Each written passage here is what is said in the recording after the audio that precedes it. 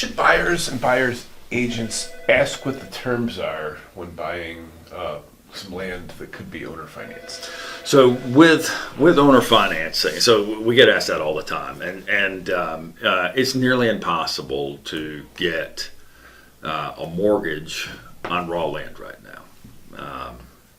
All the big banks don't want to do it. Most of the small banks don't want to do it.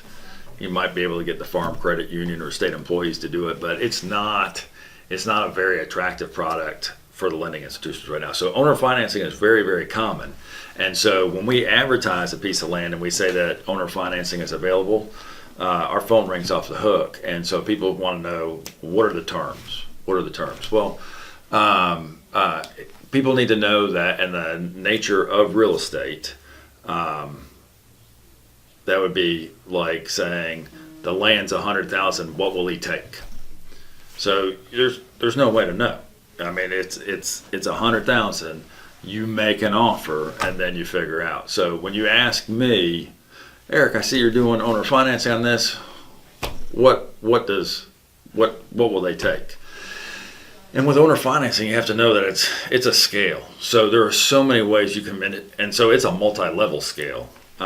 And there's so many ways you can manipulate it. So one of the things we've talked about before is the price.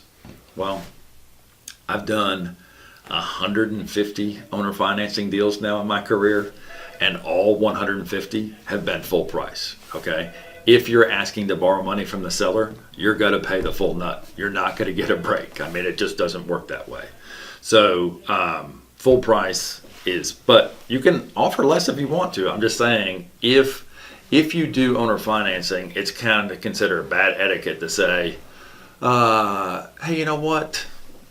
The property you're asking $100,000 for, I don't think it's worth $100,000. I'm only going to get you $90,000. And by the way, can I borrow that $90,000 from you? It's just, so just know going into it, owner financing, you're going to pay full price. The other thing is the down payment. And when somebody does owner financing, they're going to want walk-away payment. They're going to want you to put a big chunk of change down. The agent on land is probably charging 10% commission. So if you offer 10% down, the seller's getting nothing.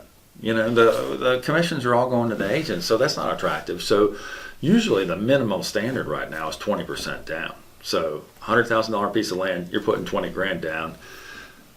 The seller's happy with that because he's getting the same amount as the agent, and also the seller's happy because they feel as though the buyer is committed.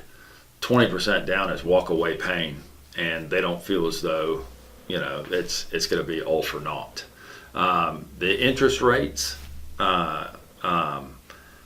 if you want to make something attractive, right now 5, 6, 7, even 8% interest is what we're doing as far as owner financing.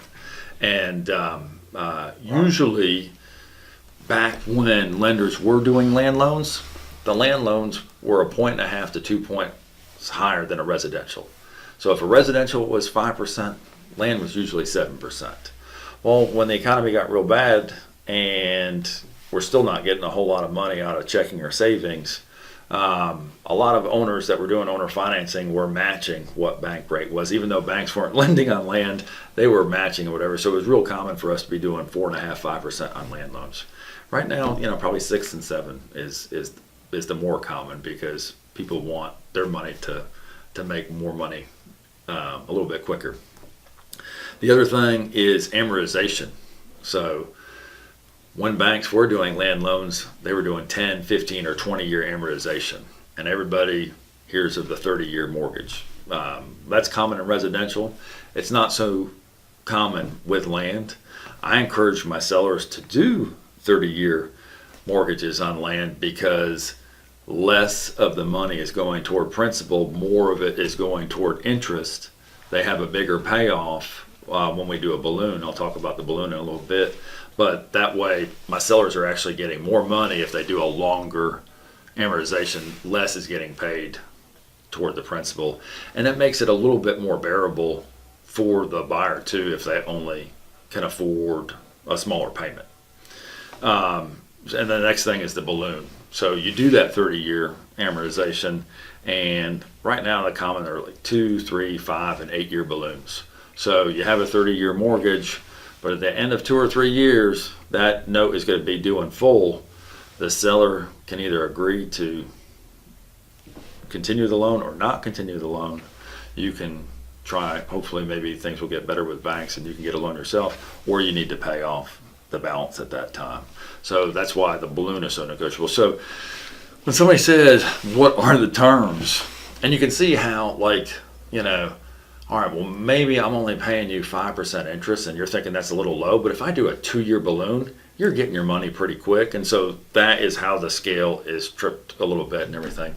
If I say, you know what, I got an 8-year balloon, but I'm going to pay you 8% interest, you're like, damn, I have to wait 8 years for you to pay this off. But 8% interest is, a really, really nice appreciation or money on top of the loan or whatever. So that makes it more attractive. So there's all these things where you're tipping the scale one way or another. So when an agent or a buyer says, what will they take?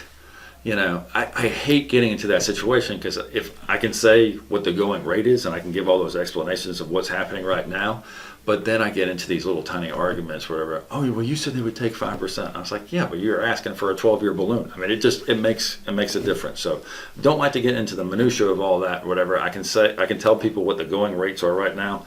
I'm lucky I do about a dozen of these a year, so I feel as though I'm very experienced as far as owner financing or whatever. But you have to figure out what works for you as a buyer or your client, and then we can see whether or not that's acceptable to the seller.